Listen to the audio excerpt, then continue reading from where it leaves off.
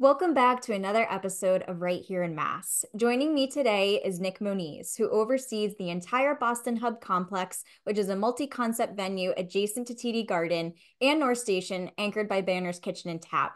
Prior to that, Nick spent time opening concepts and learning the hospitality business with RA Ventures and Legal Seafoods. Nick is a bourbon aficionado and a terrible golfer, but he enjoys it nonetheless during downtime, along with traveling and seeking new experiences. Nick is passionate about radical hospitality and culinary excellence and is always looking to set a new bar in both. Nick, welcome to the show. Thanks for having me, Ashley. It's my pleasure. I know I gave a brief overview to our listeners what it is that you do, but I'd love if you could kind of start at the top and talk more about your career and what you're doing today. Sure, absolutely. I think we'll start with the first and foremost. Obviously, things are so hot right now at TD Garden. Coming fresh off the Celtics victory, and then last night the inaugural WNBA game hosted there. So, really exciting times as we re-ramp up for the Bruins and Celtics season, and as fall approaches, and football comes back around and college football. So it's really a fun time to be around the Boston Hub and having some good fun. Absolutely.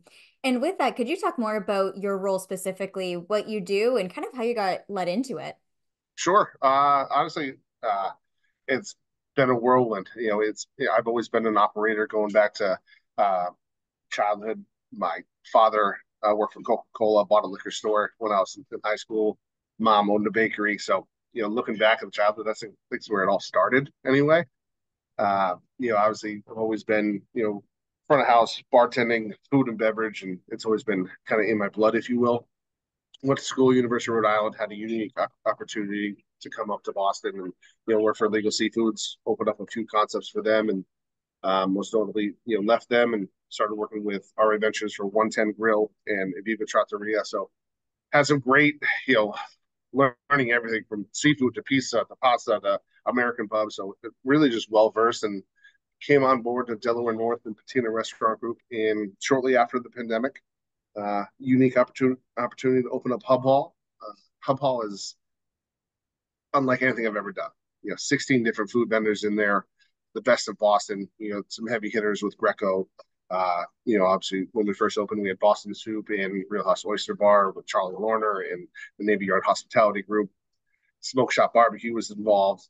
We had some pretty high powered chefs, and obviously anchored by Iron Chef Morimoto's Momosan Ramen and Sake. So really cool opportunity to sink my teeth into uh, all different types of concepts again, and help promote this brand of a food hall concept, and then obviously slowly get integrated with Banners upstairs. So upstairs at Banners, it's a 10,000 square foot behemoth sports bar with anchored by a 40-foot screen.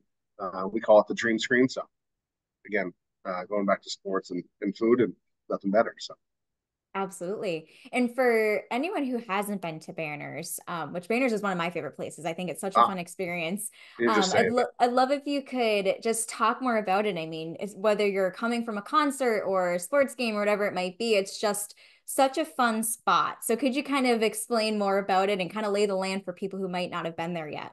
Sure, I think you nailed it on the head. I think for Banners in a nutshell, it's going after the model of the premier sports bar experience, and it goes beyond food and beverage for that matter. Yes, obviously, whatever we do with culinary aspects, and we have phenomenal craft cocktails. We have 85 draft beer lines coming up, but it's more than that. It's that camaraderie, and I think the best way to describe it is check us out on a Celtics or a Bruins night or any big game. We talk about the Super Bowl, talk about Copa the Copa America just finished up. The Olympics was a huge draw for us. Anything that you want to watch and be involved with the experience and be part of other fans, it really goes beyond just food and beverage. The 40-foot screen um, is amazing. It makes you feel like you're sitting at the 50-yard line. It makes it feel like you're sitting in a cockpit watching F1 racing. So anything you can, if there's anything you ever want to watch on the screen, you want to watch it here. Definitely. And I know that Banners has had a lot of exciting things going on between like new menu offerings and like parties and all these exciting events. So could you share what's kind of coming up for this fall or even this winter if you know that far in advance?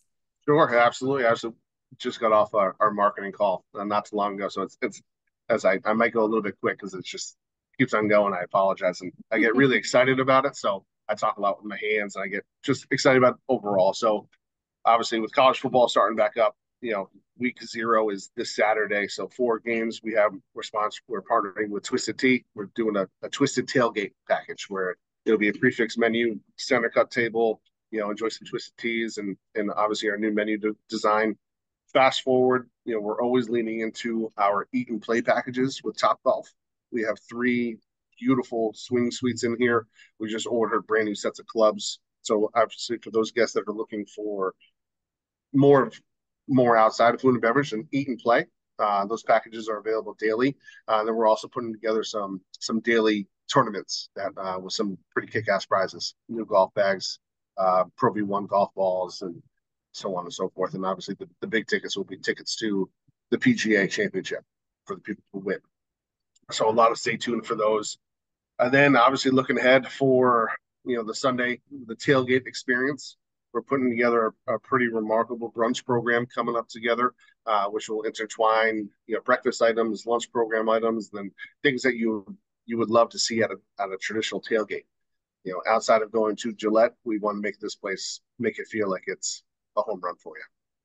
Definitely. And when you're planning those programs and offerings and events, like how do you know what your ideal customers are looking for? Like, do you do any type of research or speak with them? I'd love to hear more about that process of ultimately planning what people would like to attend. So it's always been exciting for me. All through childhood, played sports in college. So that whenever there's an idea that we can align and experience with a sporting event, that's what we want to do.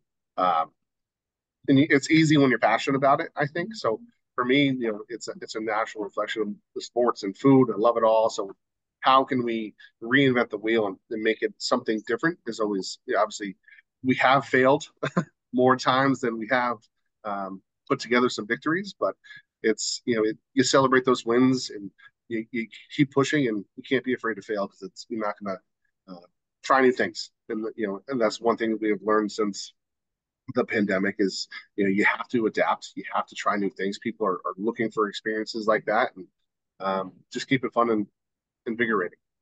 Definitely. And what would you say is something that's unique about Banners compared to any other place that people might go in Boston to watch a sports game or even just have fun with their friends?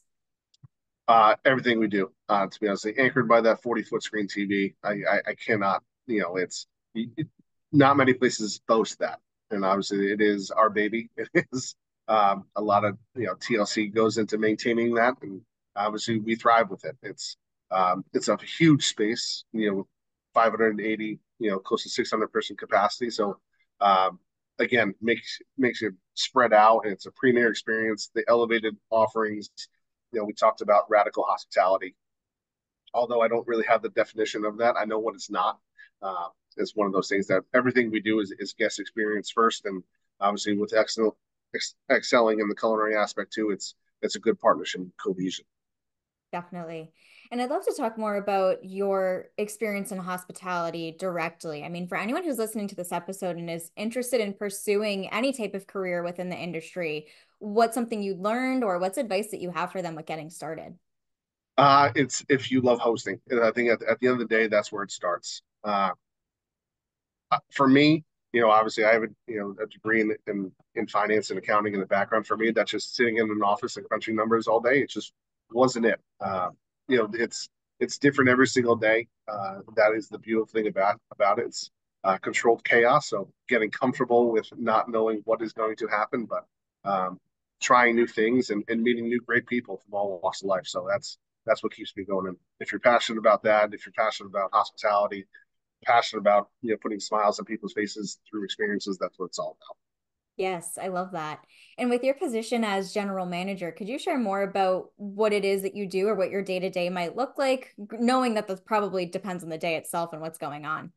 Sure. Calendar fills up quickly, that's for sure. I think the going joke is you generally manage everything.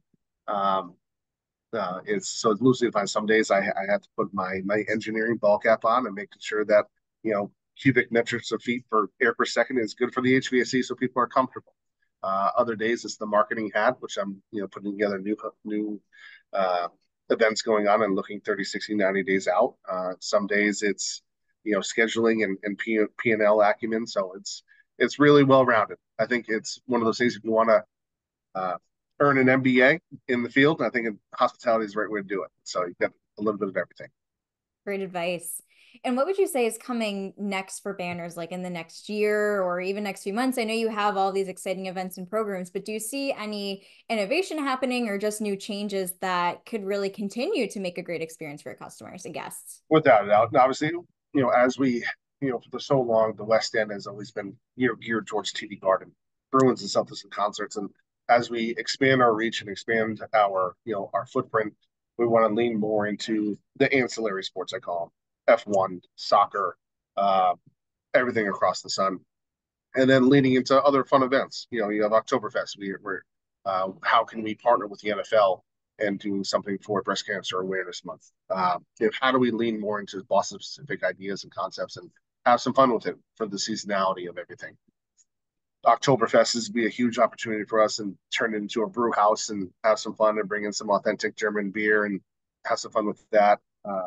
Ugly Christmas sweater parties with the Bruins Celtics happening with the Bruins sweaters starting in December. We'll just keep on having fun with it. Yes, so much fun.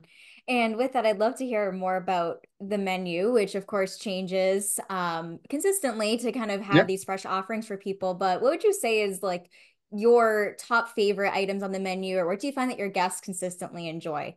sure. I think our pretzels that Eastern Standard Pretzel Company makes for us. Obviously, it's a top notch pretzel, and then obviously we're partnering with Sierra Nevada to even put together our own mustard together in a proprietary blend to kind of really accentuate those flavors.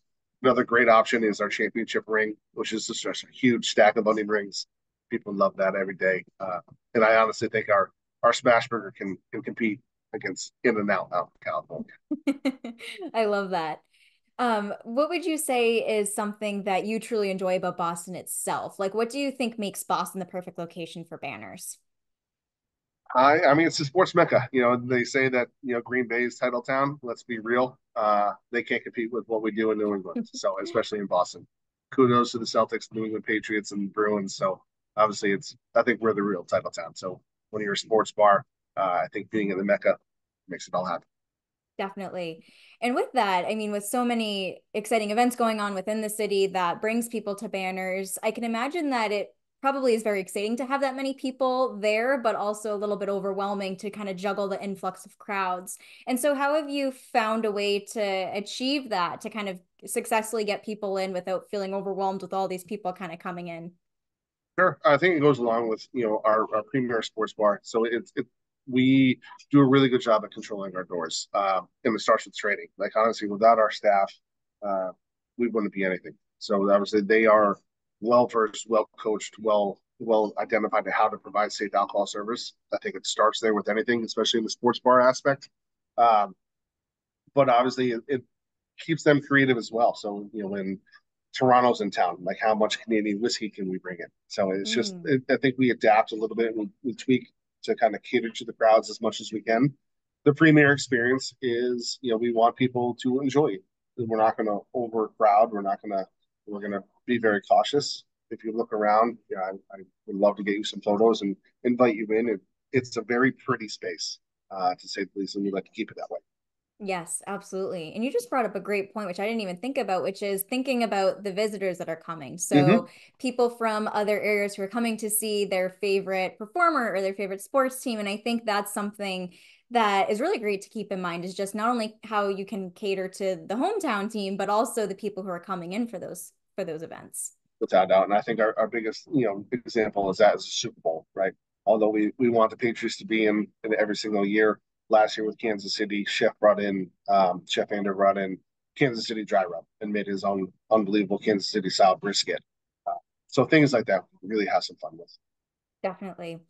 And as we get closer to the end of this episode, one of my favorite questions to ask our guests is what their favorite local businesses are to support. So, what would you say your favorite places are to frequent? This is kind of an easy one. So obviously we have tremendous partners downstairs in Hub Hall, all of which are I like to call them the best of Boston. So when you're looking at other hospitality and other food outposts, Naco Taco, Lily Peas, Greco, Smoke Shop Barbecue. Sullivan's Castle Island is, a bit of a nostalgic in Boston. Always a fun time to check out the brick and mortars when they're downstairs, and I'm excited to see their growth as well, and as they expand their small businesses into more. Love it. And is there anything else you'd like to share as one last piece about banners and all the exciting things that are going on? Looking for the Celtics to repeat next year. That'd be great. Absolutely. Nick, I'd love it if you could now share with our listeners where they can find more about banners online in case they'd like to chat further or even come in and visit. Sure. Obviously, Banners Kitchen and Tap, www.bannerskitchentap.com. Obviously, links for Open Table. We stay ahead of it, and we have our best experiences go live on Open Table. So stay tuned. Obviously, check us out online. Obviously, don't Awesome. hesitate to reach out. Perfect. And I will link to those places in the show notes. That way our listeners can click through and connect with you from there. But thank you so much again for being a guest on today's show. Appreciate it, Ashley. Talk soon.